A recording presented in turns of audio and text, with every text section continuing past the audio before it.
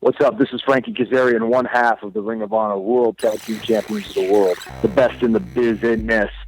And you're listening to another wrestling podcast. It's time for another wrestling podcast. Speak to me, warrior!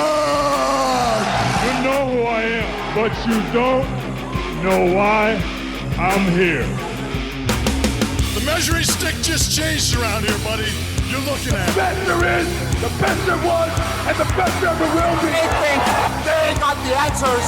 I change the question. The cream of the crop. Nobody does it better.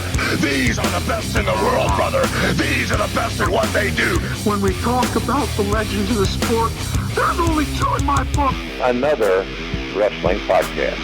Another wrestling podcast. Now can you dig that, sucker?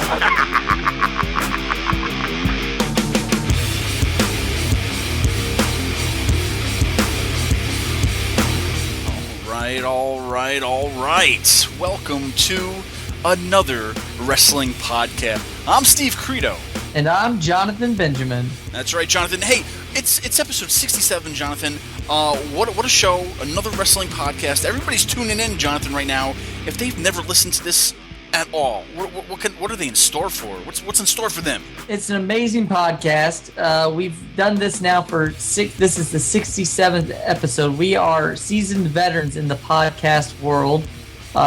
We are unlike any other podcast out there. We don't just talk to you. We don't regurgitate the same things out that happened to you last week. You watched Raw, you watched SmackDown, you watched TNA, you watched Ring of Honor, Lucha Underground, high school wrestling. We don't talk about what you saw. We talk about topics. We talk about things that are evergreen, that are fresh, that you can always go back and listen to.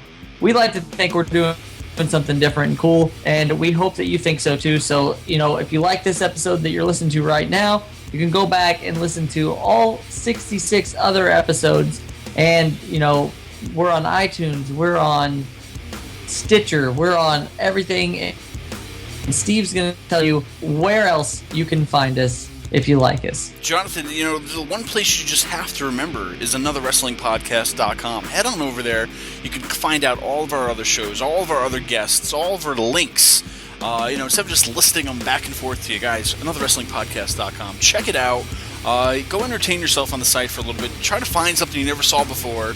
And, like us, follow us, subscribe to us, tweet us, Facebook us. We answer back. We like talking with every one of you guys and girls and children of all ages. But Jonathan, the one biggest thing we have, it's kind of cool, is our AWP hotline, where you guys can call in, tell us your thoughts, tell us how much you love us, tell us how much you hate us, ask us a question, just tell us anything on your mind.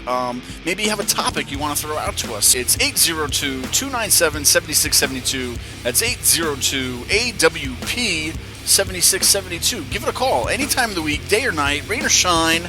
It's up to you guys out there, so let us know what's on your mind. Jonathan, also joining us today is Frankie Kazarian, one half of the Ring of Honor Tag Team Champions. Yeah, I actually had the privilege to talk with Frankie. You put me on a mission this week, so I am talking with Mr. Frankie Kazarian. And you will be surprised at some of the stuff that we talk about.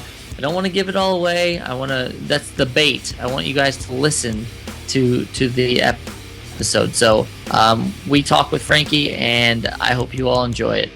We try to pick a topic each week. And I think there's one that we haven't really talked about, which is authority figures.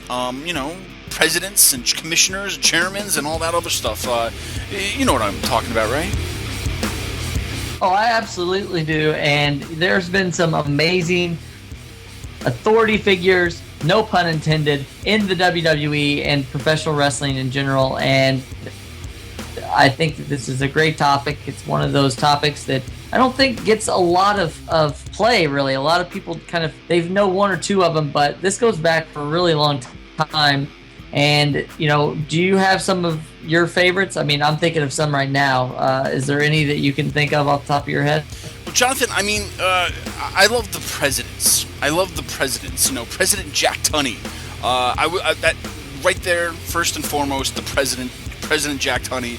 God rest his soul. I miss the president. You know why? Because, something was happening. He'd come out on like, a screen and, says what happened, laid the law down, and now we have a match, and boom. Short and sweet, to the point, and we move on from there. I'm not a fan of the commissioners, they take too much airtime. They're just all over the place. Too much authority figures are getting the spotlight, which they shouldn't really, in my opinion. But Jonathan, if I could just take you back a little bit, let's go back in time. And I'm actually on a Wikipedia kind of a page right now because I have to just put this in front of my face. I can't do it from memory. I'm not as good as you, Jonathan. But let me just take you back down memory lane and just talk to you about some of these things and let me hear your thoughts on it because, in 1997, the president was replaced by the commissioner. And Sergeant Slaughter was the first WWE or the WWF at the time commissioner. He was during the Attitude Era. Do you remember this, Jonathan? Yeah, I remember it, and I remember him being... I mean, it was cool to see him because at that point he was still kind of behind the scenes. They brought him out, and then I remember DX just kind of really totally disrespecting him. Yeah, with the whole, they're spitting on his face, the goggles, and all that stuff. It was pretty funny. So that was kind of like the first time we had a commissioner. Now we have an authority figure on the set, on the screen, and the president's just not behind the desk anymore. So. I was like, all right, let's play with it. Let's see what happens. Vince McMahon, was also kind of in charge. He was the chairman when he was a heel and all that stuff with the, Steve Austin and all that stuff going on. So you had the commissioner, you had the chairman. Then you had, guest or special, commissioners to where, Shawn Michaels was eventually a commissioner and Mick Foley and all that other stuff. But you see what I mean? Like, I love that president role to where, it was short and sweet. There was something going on major that happened. The president would go on TV, set up a new championship tournament, and then that was it. But the commissioner kind of took the spotlight away from some people. It added another spoke in the wheel, if you will, of the whole pro wrestling universe and what was needed for their storylines. But I don't know. I didn't like commissioners, Jonathan. That's what I'm trying to get to, pretty much.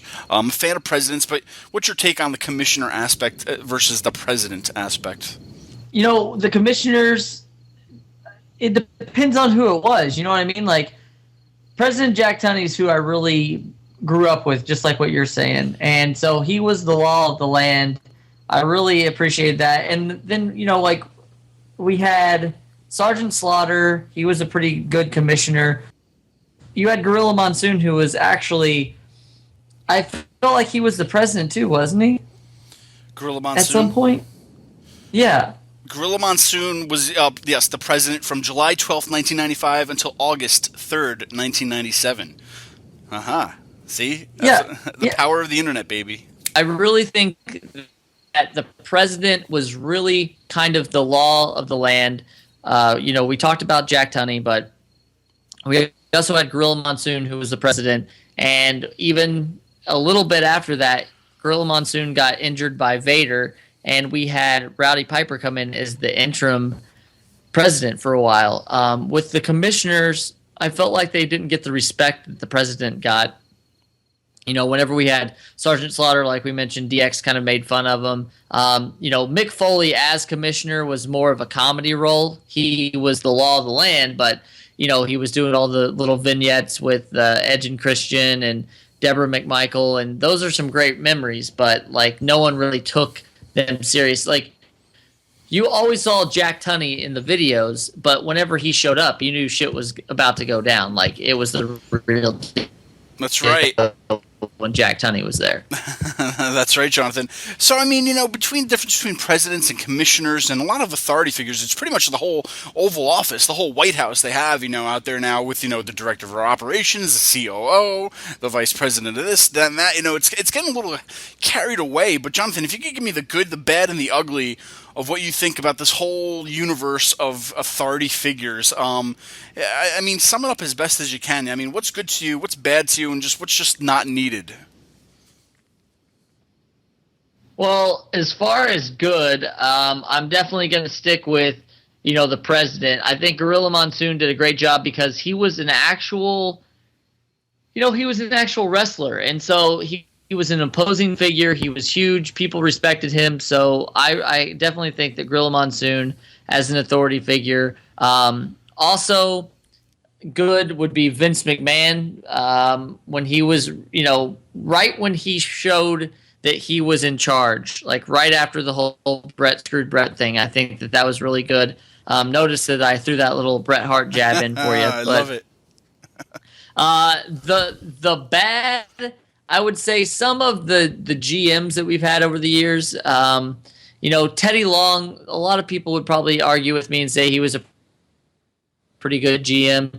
I thought he was bad just because everything was a tag team match on SmackDown. And, even Linda McMahon, she was kind of part of that. They brought her out as like the chief executive officer at one point. She just wasn't believable to me because she seems too nice. And then the ugly is going to be very obvious. The ugly for me is going to be Mike Adamle as GM, general manager. He was just terrible. I agree with you, Jonathan, and I don't want to sound like a broken record, of repeating any of what you said, but, the good part of it was the presidents, Jeff Tunney, first and foremost, just like what he was doing, like we stated, just simple, short and sweet. He had a problem, he had a resolution, and then that was it. He wasn't on every week, he wasn't on every month, you know what I mean? It was just like a once-in-a-blue moon kind of thing, and that was perfect. That was fine for me. I think that's great. The bad right now is just where it's like you turn on TV, and I'm not just talking about WWE, I'm talking about, TNA, Ring of Honor sometimes. Every company pretty much does it too much now, to where, you're just having too many authority figures all the time, where, you just got to sit back sometimes, let the show happen. You have a good guy, you have a bad guy, and they fight. I don't need a commissioner, a COO, a director of operations, a this or that, or whatever. It just gets too confusing, too many people, and it's just like taken away from the show to where we have to have this storyline every week of an authority figure. So that's the bad part. The ugly part, Jonathan, is like what you were just stating briefly too, is too many general managers. Like every month you had AJ Lee, then you had Hornswoggle as a general manager. You had all these stupid things, and it was just like, no general managers. Just keep one authority figure, have them be there in case you really need to fix a conflict, and then that's it. To where it was just, you had guest GMs and all this other stuff where they'd make a match, and it was just like, it was just, come on already. We get the point of wrestling. Good guy versus bad guy, good guys versus bad guy versus bad guy sometimes, good guy versus good guy sometimes, and that's it. To where they get to a point where they're stripped of a title, you need to set up a tournament, boom, out comes the president, and then that's it. So, I don't know, guys. We're talking about this right now, but we want to hear what you're saying too. Online, Facebook, Twitter, hit us up. Facebook.com/Another Wrestling Podcast. Twitter, at a wrestling pod, a wrestling pod, however you want to say it. Guys, tweet us, Facebook us, let us know. Make it socially interactive. We want to hear from you. Let us know what we missed. That's the whole point of what's happening. We'll respond too. We're good about that, right, Jonathan? Absolutely, Steve. We are social media fiends, as you would say. We are always online. We're always trying to connect with you guys.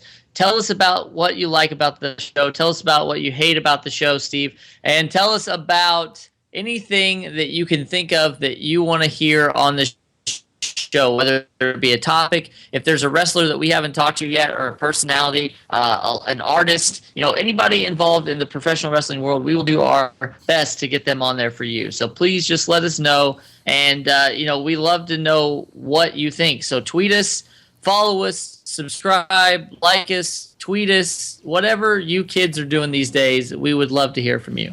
All right, Jonathan, like we said earlier, I was a little bit busy, but we sent you to speak with one half of the Ring of Honor Tag Team Champions, Frankie Kazarian. Jonathan, what are we about to hear?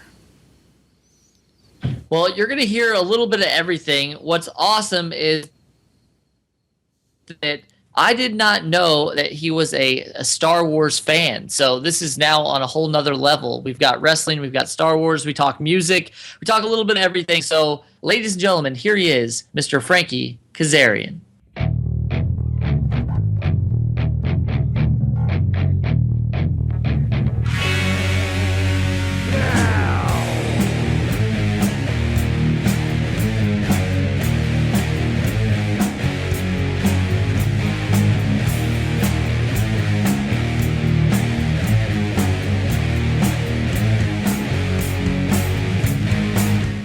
All on today's episode of another wrestling podcast, we have a legitimate superstar.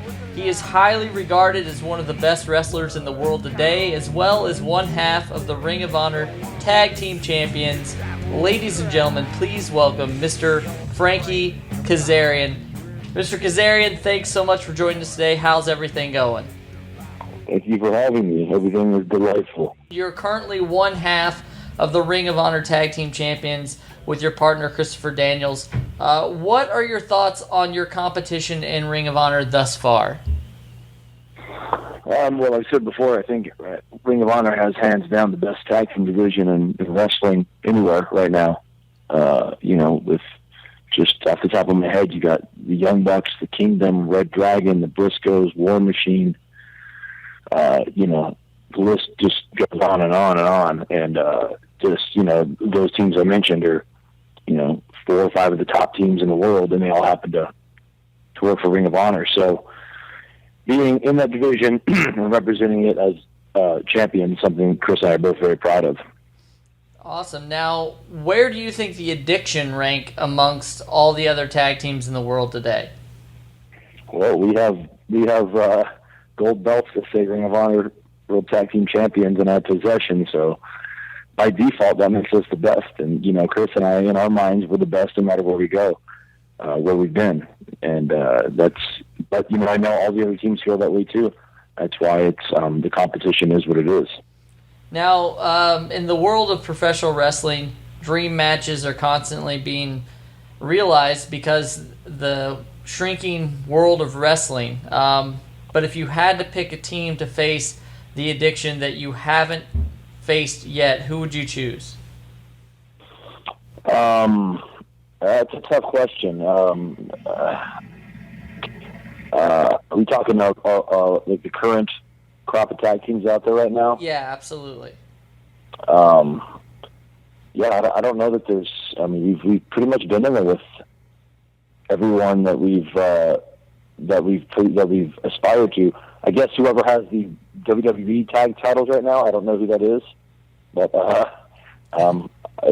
whoever that would be, because if you're going to wrestle someone, you may as well wrestle for a prize, and that's a pretty coveted prize in our business. So I would say whoever has the tag team titles, and I apologize, but I don't know who that is. So,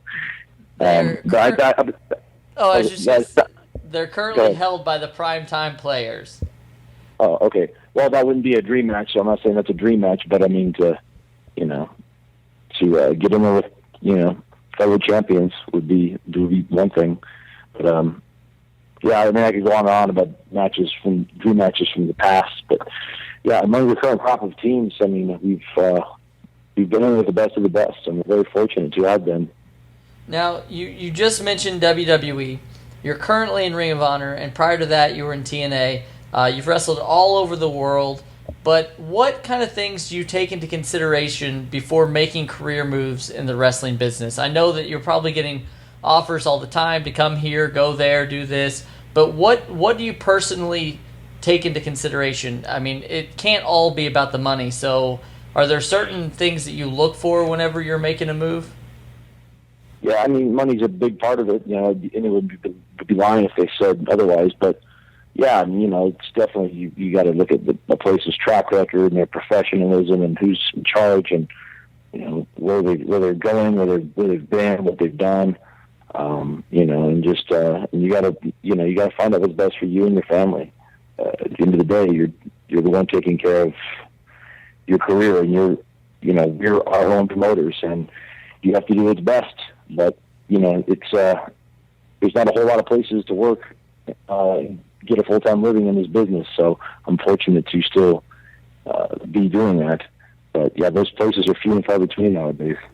Now, obviously, you've been wrestling for quite some time now, but you haven't always been wrestling. But if you weren't currently in the mix of Ring of Honor and the wrestling kind of started to fade away, is there something that you could see yourself doing other than professional wrestling?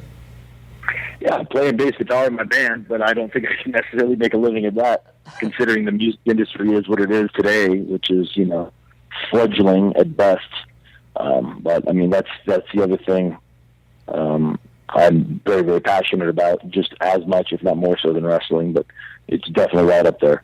I would love to maybe down the road enter the dirty game of politics, try to clean some stuff up, being an independent, and get the general population out of this nonsensical way of thinking that we should be on a two-party system, because I'm very anti the two parties. So we'll see where that goes. I don't know if I have a political career in me, but it's definitely another hobby of mine that I like to follow.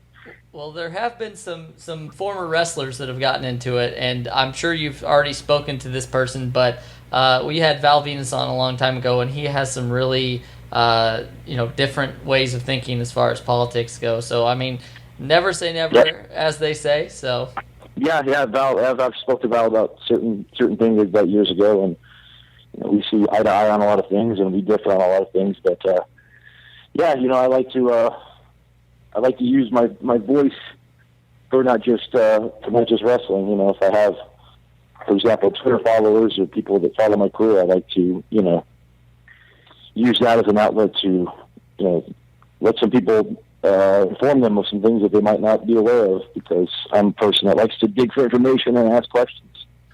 Well, you just hit the nail on the head. Twitter, you mentioned Twitter followers. Now, when you first got into the business, social media really wasn't as big as it is today. Do you find some sort of obligation to inform, like you're saying, your fans, or it's a big responsibility. You see a lot of people constantly getting in trouble with social media. How has social media changed the way that you do things during your life? Hasn't necessarily changed the way I do things. I mean, it's I think it's a great tool for the fans. I mean, if I was a kid and I could have, tweeted Tito Santana or Ricky Steamboat or Bret Hart or Shawn Michaels, the Ultimate Warrior, and got a response from them, I would have thought that was the coolest thing in the world. We never had that simple access that fans have now. So I think for that, it's really super cool for fans. But I enjoy being active on social media. Twitter is pretty much the only one I'm on. I enjoy interacting with fans about wrestling, but even more so, I like talking about other things, heavy metal music, and giving my 2 cents on a certain political issue. And I kind of feel like that's my responsibility. Though, I mean, when I talk about wrestling, that gets a lot of conversations going. When I talk about things political, that usually only a couple people, I'll post a tweet about some statistics that are just horrifying, and nobody gives a damn. But then I could talk about a wrestling match, and I'll get 300 retweets and questions. So it's just silly. But I guess most people follow me because I am a pro wrestler, and I'm blessed for that. Well, I mean, I don't want to put you on the spot right now. You obviously have a problem with the two-party system, as you mentioned. Mm-hmm. But what do you think are some of the biggest problems that are plaguing the United States right now? I mean, I have my own thoughts and ideas, but it would definitely be interesting to hear your point of view. Well, I mean, I don't know if we have enough time to go into all that, but I mean, just off the top of my head, we've gone away from the fact that the government was created and works for us, for we the people, and somehow along the way they just turn into a governing body that is just Big Brother, and that is not, we fund the government. These are our tax dollars that are funding this beast that has frankly gotten ridiculously out of control. So I think there needs to be people need to start standing up and taking back, a piece of the country, and realizing that we are the blood and the fiber of this country. That's the first thing. I think we got to get away from the two-party system. We got to get, we need perhaps an independent president. We haven't had one since George Washington.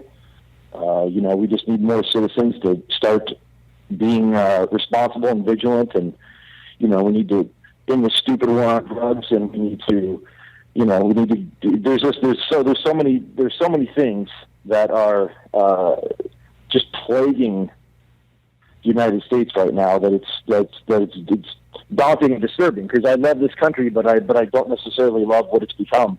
Mm-hmm. You know, honestly, I'm embarrassed by what it's become. But I just the system is what it is, and it's not going to change until the people change, and the people aren't going to change until the message really hits them home where it counts. So I hope somebody comes along, or my generation, or the millennials come along and really let their voices be heard, because I think a lot of people are. There's a groundswell of people that I think feel the way I do and the way a lot of other people do about, we just don't like, we're tired of being lied to. We're tired of being dictated upon and, talked down to and told what to think and where to be and what to say and what not to say. And, I'm optimistic, but at the same time, I think it's kind of a dark in the future. It's like I said, we would need several hours, but that's just the tip of the iceberg there. No, but I definitely appreciate it. You're definitely somebody.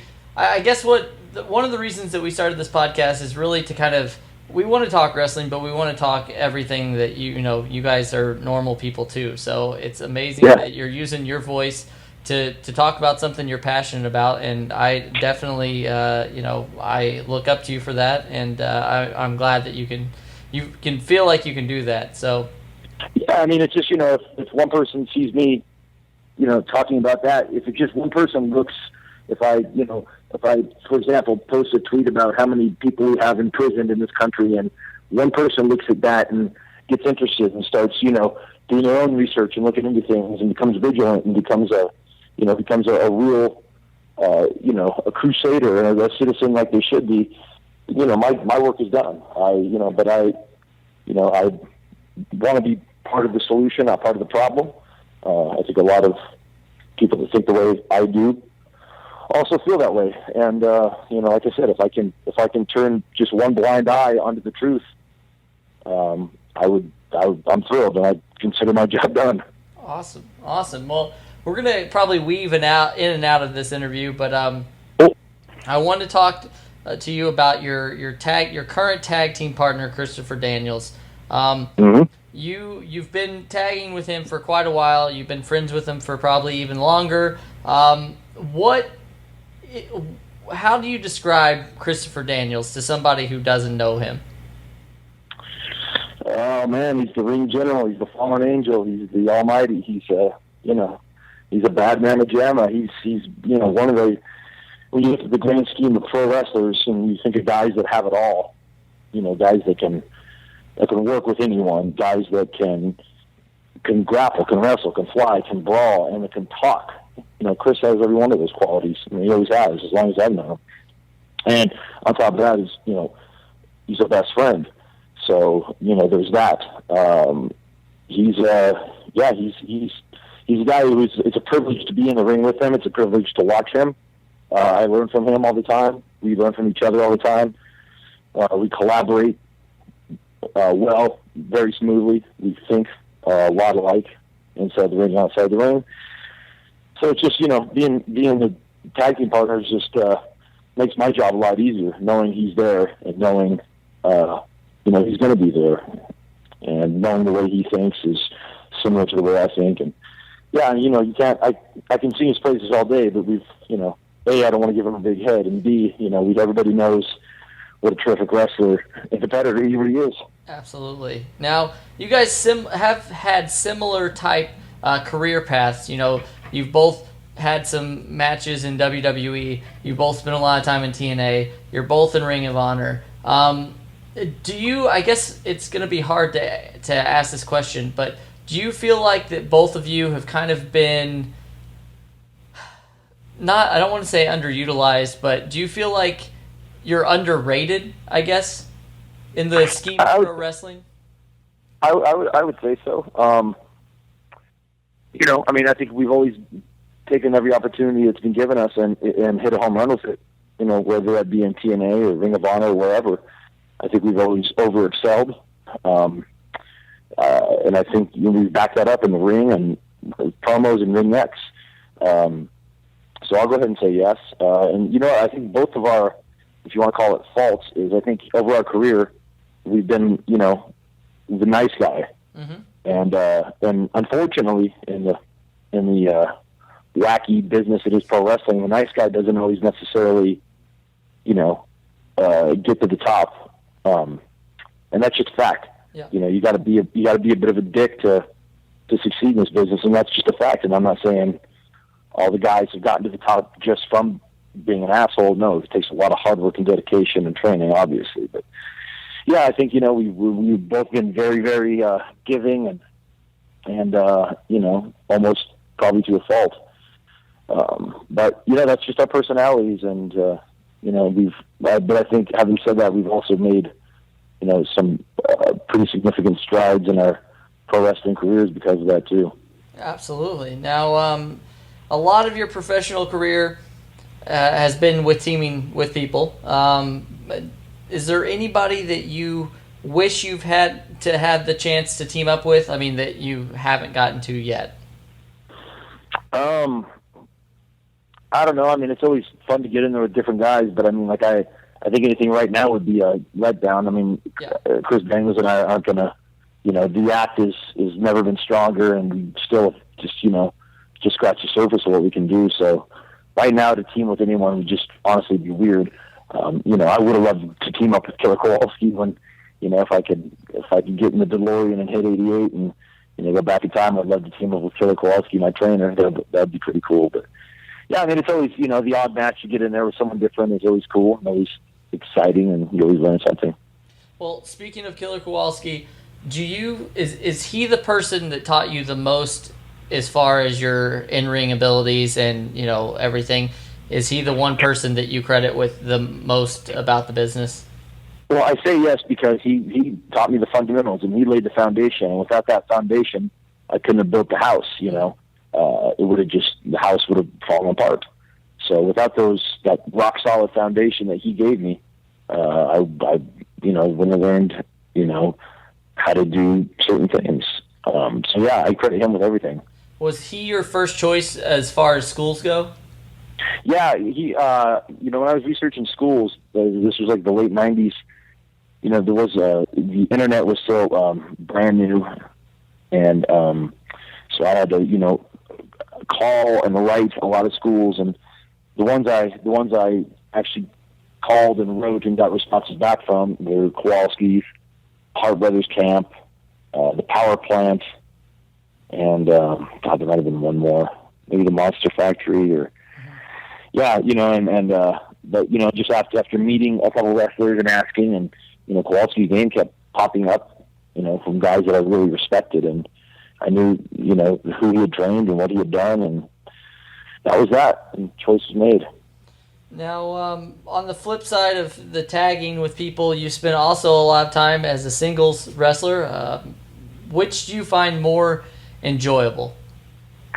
I like tag team wrestling. I just find it to be way more exciting. I mean, nothing beats the drama of, you know, one-on-one, mano-a-mano main event matches. Of course, those are, you know, that's commonplace. But just the action in the tag team match and the philosophy behind it and the strategy is just, you know, there's so many possibilities of things you could do. And I really, really enjoy tag team wrestling, both performing and watching. Now, you mentioned you started in the 90s becoming the wrestler that you are today. There were a lot of tag teams back then. The landscape was completely different. Did you find yourself watching a lot of those tag teams and singles wrestlers and, you know, trying to emulate, or were you kind of told when you were training to become your own entity? I mean, obviously you're gonna want to be your own person, but everybody's gonna, you know, grab from who influenced them, you know. And for me, it was always the athletic, smaller guys, like, you know, the Shawn Michaels and the Bret Harts and the Sean Waltmans and the Dynamite Kids and the Ricky Steamboats and Tito Santana's, and, you know, those guys were great singles wrestlers, but they're all really good tag team wrestlers too. They all kind of had that common thread to them. So, you know, I would always drop with the guys and a few more, you know, and you know, try to put that into some strange brew that could become Frankie Kazarian. Now, back in the 90s, we just talked about, the internet was just in its infancy. How wise were you to the way that the actual business worked? I mean, today you can be born and you can get online and find a lot of the ins and outs of the business, which, I think it is helpful to people, but it also hurts everything. So how much did you know going into training? Not a whole lot, like you said, because that information just wasn't available, and the veil was still kind of pulled. They hadn't been exposed to the point it was. Everybody kind of was in on the gag, but not at the level that they are now. So it was kind of learn as you go. These are all things you learned. The inner workings of how the business works when you trained, and kayfabe was still pretty strong when I started. So you couldn't just go on the internet and find a page of insider wrestling terms and bam, there you go. Now you can talk like you're in the business. It just didn't work that way. You had to learn on the job, be around people that had been there and done that. We're based out of the Northeast. We're in Poughkeepsie, New York, and we can watch wrestling every night of the week, whether it be live or on television now. And as somebody who's actually in the professional wrestling business, I can't say everybody because I guess I'll just ask you, do you feel like the fans are somewhat spoiled now because of the way that they treat the business, or do you think that it's just kind of a natural progression? That's a tough question. I couldn't say that yes, the fans are spoiled, because that would be generalizing, and I can't really generalize people, and I don't want to be generalized. But I think maybe without their knowledge, they might be a little bit, because they have access to so much wrestling, and like you said, you can watch it, whether live or on television every day of the week, and that's something that just didn't happen. Yes. Back in the day, so I don't know if I'd say they're spoiled, but I would say that maybe sometimes they take it for granted.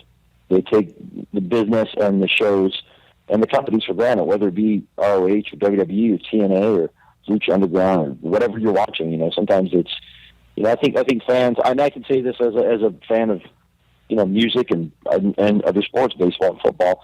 Sometimes we have entitlement issues. Sometimes we feel that we're owed, certain things. You're owed, I can't believe they didn't play this song. I came here to hear that song. I can't believe they sat this player when I'm watching the game. Or, we all have entitlement issues, and I think that's just human. And I think wrestling fans fall into that category too. So, but I mean, they should know that it's a good time to be a fan, and you have a lot of options and a lot of access to wrestling, and to just maybe take a step back every once in a while and realize that, yes, it's a show and we're doing our best to entertain you, but we're also people too, and we're just people performing a job. And, we're not robots or CGI created characters. We're human beings, at work. So maybe think about that next time you want to, either bash someone or write a scathing review of a show. Yes. Now, during your career, you've obviously had several different incarnations, whether it be when you were in Fortune, Frankie Kazarian, Kaz, Bad Influence, Serotonin, The Addiction. Do you have one of those that stands out as like your favorite time in the business? Well, what I'm doing right now, I like it, and I just really, I'm very comfortable in the ring and on the microphone, and just really, my personality's come out a lot more in the last 3 years than it had the previous, 13, 14, whether it be, just getting messages across in promos and just letting a lot of things that, that drive me personally come out. I've never been more comfortable. All the other times I was kind of playing a role, whether it be a guy in Fortune or a guy in Serotonin or just an X Division babyface. I was kind of playing a role. Now I'm being me, and I'm very comfortable with that. Awesome. Now, well, it definitely shows through, to be honest, just watching your work as of late. And I hate saying those things because it does sound like I'm one of those people that got the insider term. But Well, that's fine. As a fan, it definitely shows that you're just, you guys are putting on amazing matches. So thank you. Yep, we're having fun. That's what I think comes across more than anything. Yeah, we're having fun. Now you've been absolutely busy as of late, but you recently appeared for Tommy Dreamer's promotion, House of Hardcore. You were just at House of Hardcore 9 in Toronto. Now, you're no stranger to this company. We've seen you live several times. Like I said, I've mentioned we were based out of Poughkeepsie, New York. What is so special about Tommy's promotion that keeps you coming back to HOH? Well, what's special about Tommy's promotion is that Tommy's the guy that runs it, and Tommy's a very special human being. He's always been tremendously helpful to me. He's been a mentor. He's been a confidant, a friend, a boss.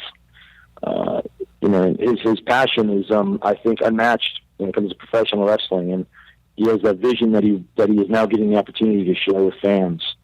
I think it's safe to say that every House of Hardcore show has been a tremendous success financially and just from match quality and show quality standpoint. That's because Tommy knows this business inside and out, probably better than 99% of the people that are currently, behind the scenes running companies. Mm-hmm. Tommy's got a great mind for the business. He's got a huge heart, and he's the type of guy that I love to work for. And I will, there's a handful of guys that I would drop anything I'm doing and go wrestle for them. And Tommy Dreamer's at the top of that list. That's great. Now, we've mentioned it before, the wrestling world is constantly changing and reinventing itself. Recently, NXT has been the hot button issue. They've been signing a lot of the best talent in the world. What do you think when you see some of your peers, such as Samoa Joe, making his way to NXT? Couldn't be happier. I mean, the only bad thing I would say is that I can't believe it took him this long to get him. But I couldn't be happy for Joe, and I think it's great that they're knocking down walls and bringing guys in that traditionally they maybe wouldn't bring in. It's only going to help their product. Bringing in a guy like Samoa Joe is going to bring instant credibility to your company, and I think they've seen that, and he's going to succeed, and he's going to reach the top of the food chain there, just like he has everywhere else. And even bringing in someone like an Adam Pearce to coach, another guy who has a real wealth of knowledge to share with those younger students up there. I hope it continues. I hope they continue to be open-minded, and not have a closed door policy. I hope this kind of revolution continues. Now, I'm going to say the same thing, and you knew that this was coming, so I have to just say it. Do you think that there's ever going to be a chance that we see the Addiction, even if it's by another name, in NXT or WWE? I think that's up to WWE and NXT. I mean, they have to, if there's ever a spot that needs to be filled that we could fill, maybe that would happen. But that's 100% up to them. That's not up to us. Do I think we could compete and be successful up there? Absolutely. I think we could compete and be successful anywhere. Mm-hmm. But in terms of going there, that's a decision that the powers that be up there would have to make. Okay. All right. Now, we mentioned Frankie Kazarian, the wrestler. We started to peel back a little bit of the layers and talk to the actual person. Other than playing bass, what are some of the hobbies that you have outside of wrestling? Well, I mean, my favorite hobby is spending time with my wife and son. Yes. That's being a husband and father is, the biggest blessing I've had in my life. So anytime I get to spend with them, it's hands down my favorite thing to do, as any, I'm sure, father and husband will say. But I mean, aside from that, I play bass guitar in my band, which is, like I said, another very, very good, another passion of mine. Something I've always loved music. I've always loved rock music and heavy metal music. So doing that is also another good way to get my creativity out, just in a completely different way. I enjoy, like I spoke earlier, I enjoy, reading and watching the the world go by, from a political standpoint, and observing and questioning and really getting into a lot more of that, especially as I get older. Maybe I just, have an obligation to the world I'm going to leave behind, kind of want to change things. But I love being in Southern California. Every once in a while I get to go on some auditions and stuff. That's cool. I always try to keep some irons and those fires. But I love sports. Love playing and watching all sports, especially football and baseball. I'm a bit of a movie and TV nut. Big Walking Dead fan. Big Sons of Anarchy fan when it was on. Big fan of the show Humans that's on AMC now, and big comic book guy. Big Star Wars fan, and pretty much just a nerd. Pretty much just a professional nerd. Awesome. Now, you just brought it up, and it was next on the list. I said you're a bit of a Star Wars nerd as well. What is your honest opinion of the new Star Wars movie hitting theaters this December? I'm looking forward to it. I mean, everything. I think it's in very, very capable hands. I think J.J. Abrams has really honed in on what the Star Wars fans, especially from our generation, are anticipating. I know he's using a lot of practical effects. I think the script is going to be great. They had Lawrence Kasdan, help with it, who did Empire Strikes Back, which is probably the best Star Wars film ever. They got obviously the original ensemble cast, which is great. And they're, focusing on younger faces, and there's a lot of versatility in the crew, and a lot of I think it's going to be awesome. I can't wait to see it. I'm sure it'll have its detractors and its critics, but I'm psyched because we have new Star Wars movies coming out, and as a huge Star Wars fan, that's exciting to me. But I'm very, very much looking forward to it. I don't think we're going to have a prequel type situation. I think this is going to blow everybody's minds, and it's going to really put a button on the series in a nice way when the next 3 films come out. So, have you given any thought to what you would have been in the Star Wars universe? Yeah, I did a podcast the other day, a Star Wars podcast called Jedi Alliance, which is one of my favorites. Give it a listen if you're out there listening and you like Star Wars.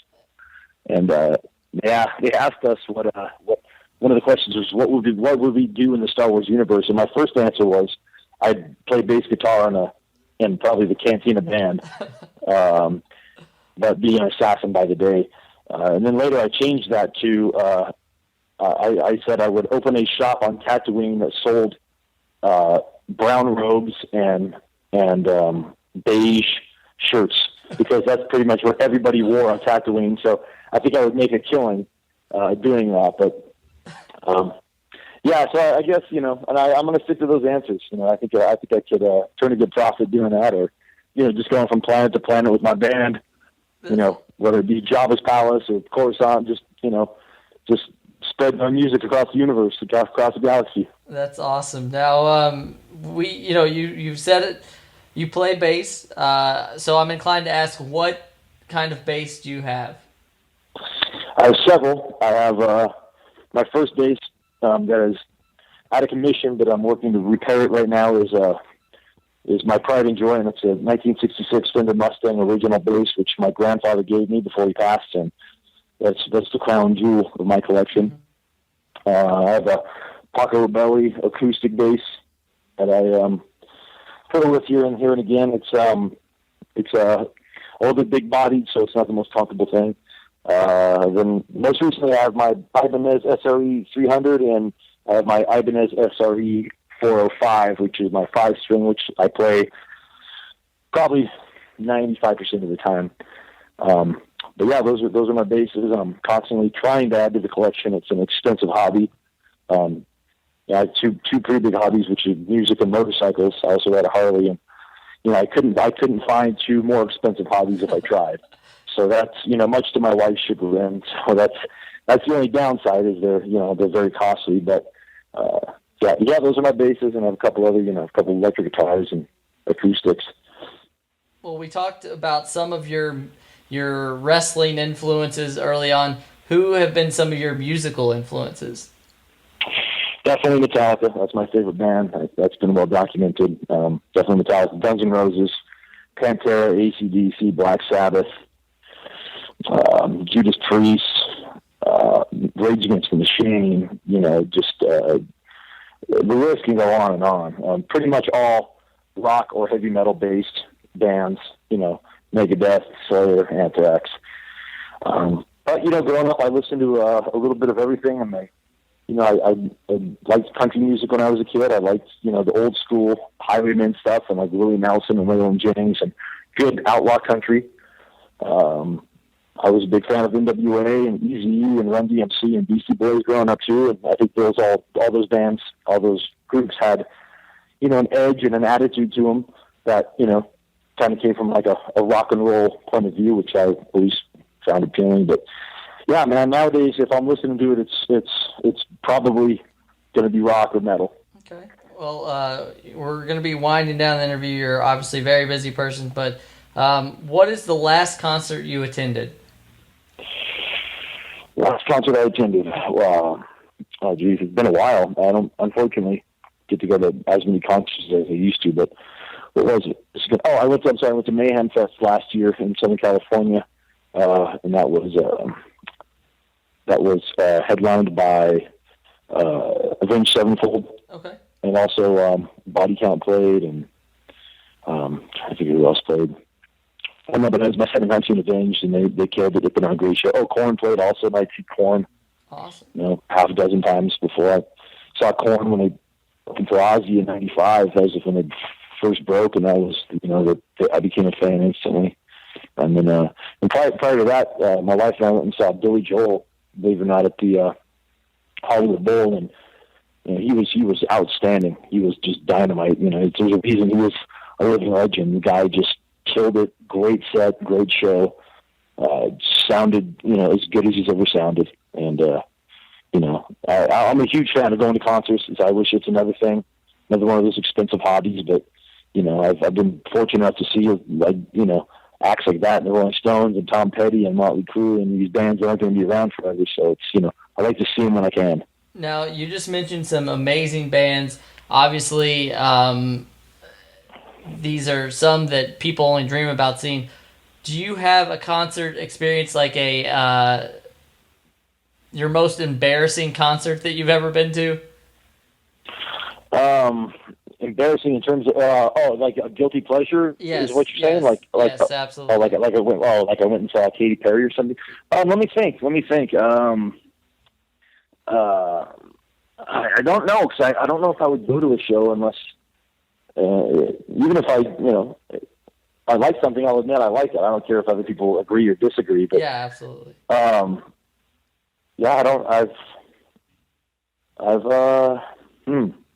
No, I mean, nobody, I don't think I would consider embarrassing. I don't have any, I guess if I have guilty pleasures, I mean, I would tell you I have the soundtrack from Grease 1 and 2 in my iPod, and I have no problem saying that because it's a tremendous movie and awesome songs. But, I've never gone to a show which I think I would be embarrassed or, be afraid to admit. Now I feel kind of boring, and I feel like I should think out of the box and maybe go see someone that my job's done then.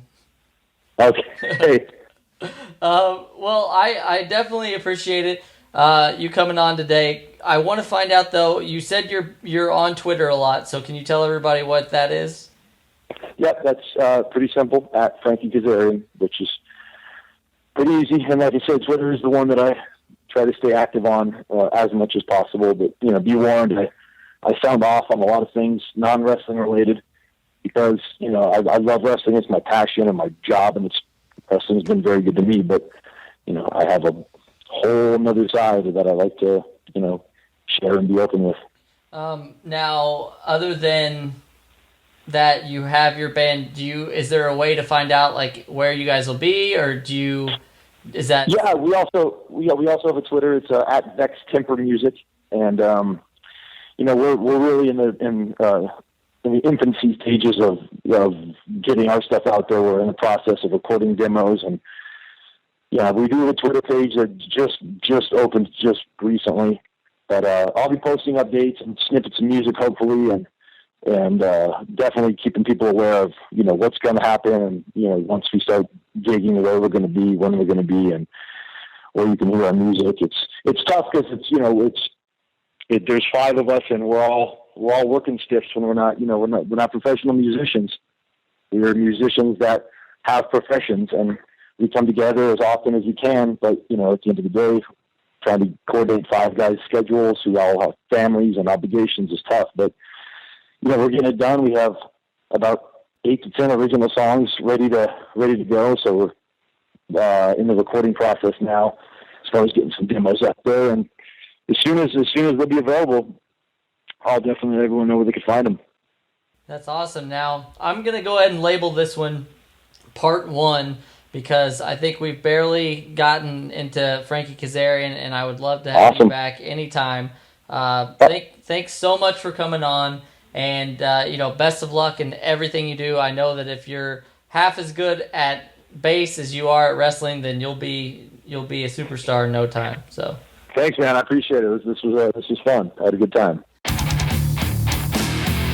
Whatever happens to Frankie Kazarian in the future, it's going to be great, because he's an awesome guy. He's a great guy, and he's a really good talent. So thank you for listening, and thank you for coming on today.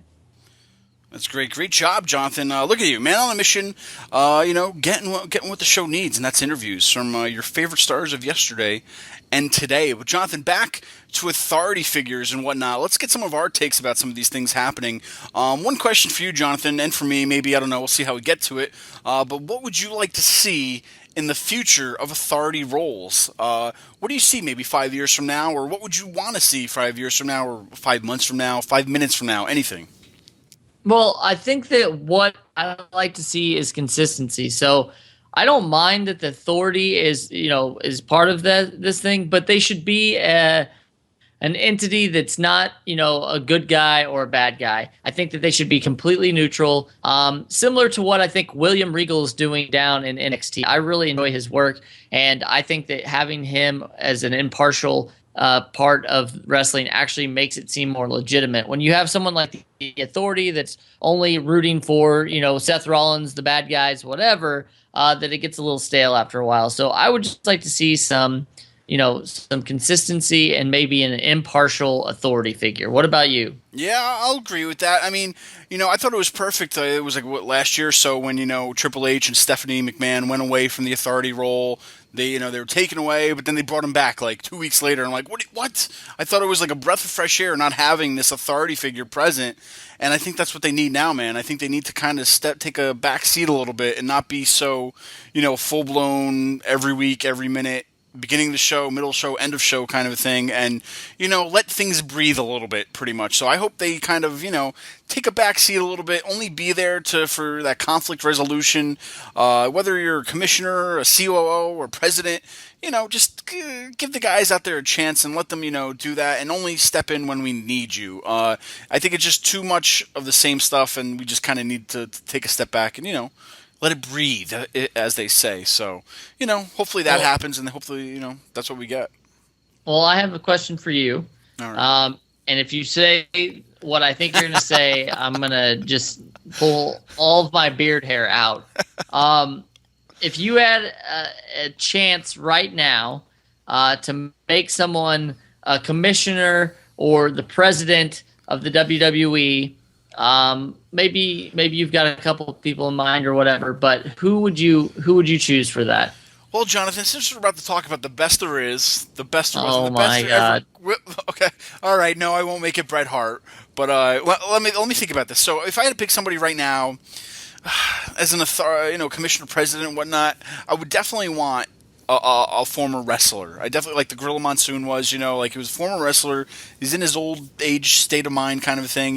He's been there, he's done that, and so on and so forth. Man, I'm just trying to think of right now who's alive. It's so sad. I can't think of who's around, who's doing what now, because there's so many names I would love to pick. But I'll tell you what, he was actually years ago, part owner with Vince McMahon of a SmackDown, but Ric Flair, I think, would make a great president, a great authority figure to where, he doesn't have, but I'm saying, he doesn't have to be out there every night. It's kind of like, hey, we need to talk to the president right now, and who do we, go to the bat phone kind of a thing. We need this fixed. And I think, I don't know, I would pick Ric Flair, just because I think he fits that role, and it kind of keeps him from wrestling and just keeps him, he's been there, done that, great on the mic still, and I think, I think we could see something from the Nature Boy. What do you think? Okay. Yeah, I mean, I love Ric Flair, obviously, but I've got 3 here. It's a little tough. It's a toss-up here. I would love to see Eric Bischoff back.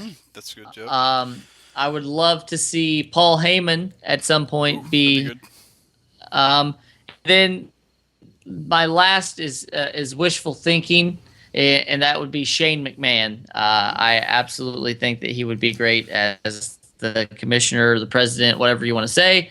But if we're throwing out a wild card here, which of course I can't just choose one, I have to choose 4. But somebody that I think is awesome, that was kind of a GM for a while, but should come back, is Brad Maddox. So those are my guys. Well, hey, bravo. I mean, I couldn't really think of anything, but I think you pretty much nailed it on the head right there with all those picks.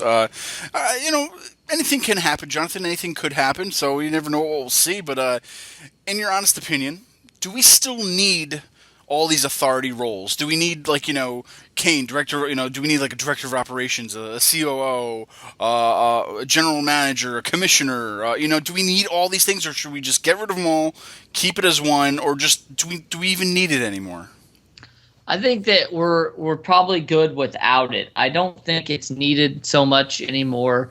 Like I said, one person in NXT, William Regal is doing an amazing job down there right now.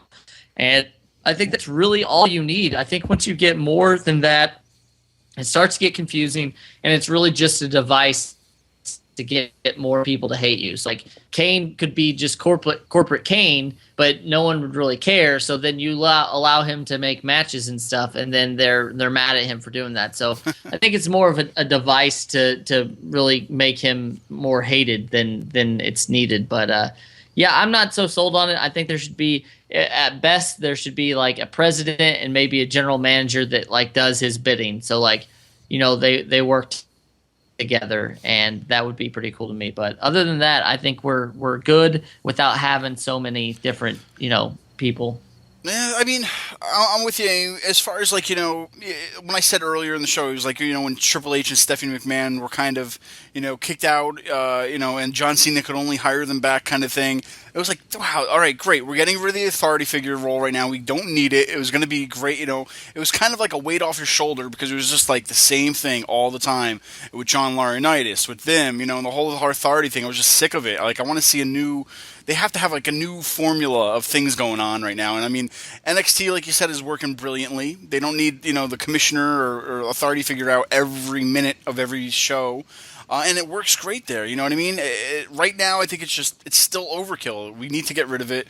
And I don't think we need it. I think we could go out without it for a year or 2, maybe just to see how it works. And then if it really doesn't work, then you bring somebody else back. But I don't know. I think it's time to change the tide, if you will, and let's move on, shall we?